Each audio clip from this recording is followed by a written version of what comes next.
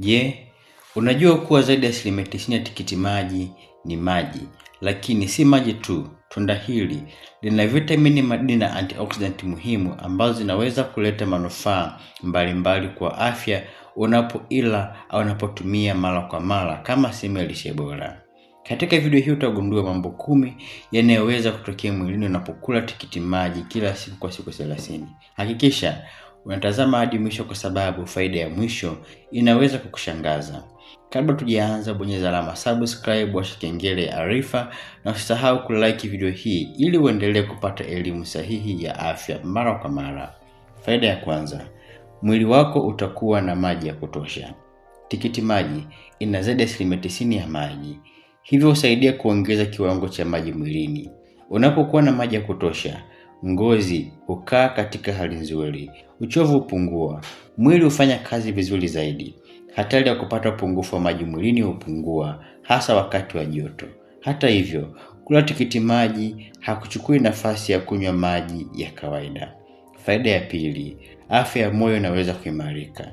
Tikiti maji ina virutubisho kinachoitwa lycopene ambacho ni antioxidant yenye uwezo wa kusaidia kulinda mishipa ya damu dhidi ya uharibifu unaosababishwa na msongo wa oksidishaji.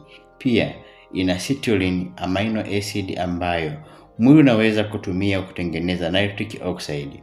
Hii husaidia mishipa ya damu kurejea vizuri na inaweza kusaidia mtiririko mzuri wa damu.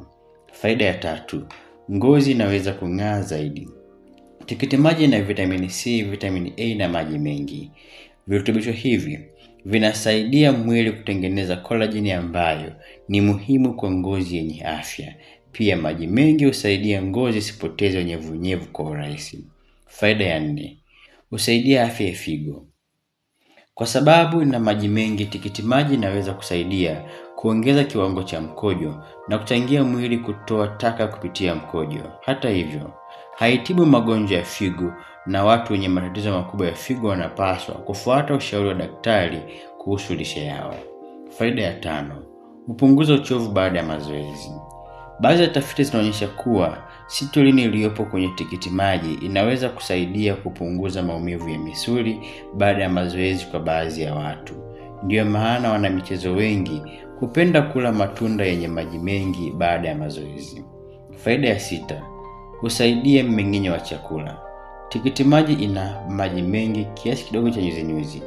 Mchanganyiko huu unaweza kusaidia mfumo wa mmeng'enyo kufanya kazi vizuri na kupunguza hatari ya kupata choo kigumu kwa baadhi ya watu. Faida ya 7, huongeza kinga ya mwili. Vitamini C iliyopo kwenye tikiti maji husaidia mfumo wa kinga kufanya kazi vizuri. Pia antioxidant mbalimbali husaidia kulinda seli dhidi ya uharibifu na uwezo kusababishwa na molekuli huru. Faida ya 8, husaidia afya ya macho. Tikiti maji na beta carotene ambayo mwili hubadilisha kuwa vitamini A.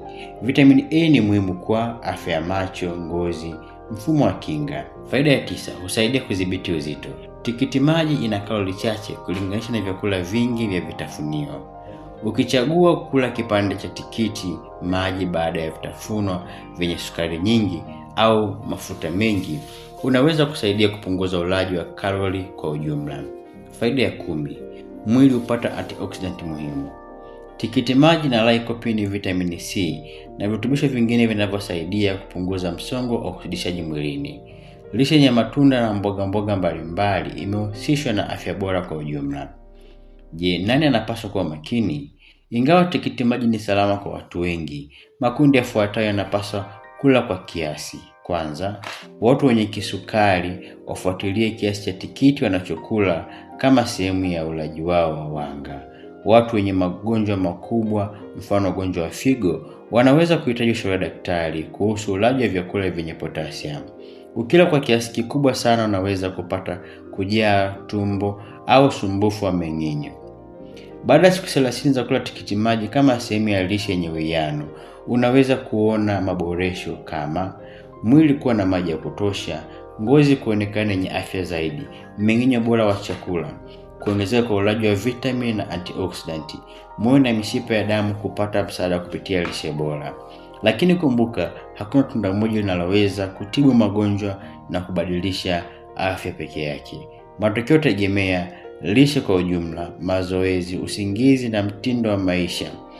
Asante kutazama, naamini umejifunza jambo jipya leo. Bonyeza alama like, subscribe na ushiriki video hii kwa wengine pia wanufaike na elimu ya afya.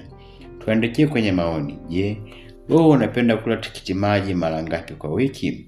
Nikutakie siku njema na Mungu akubariki.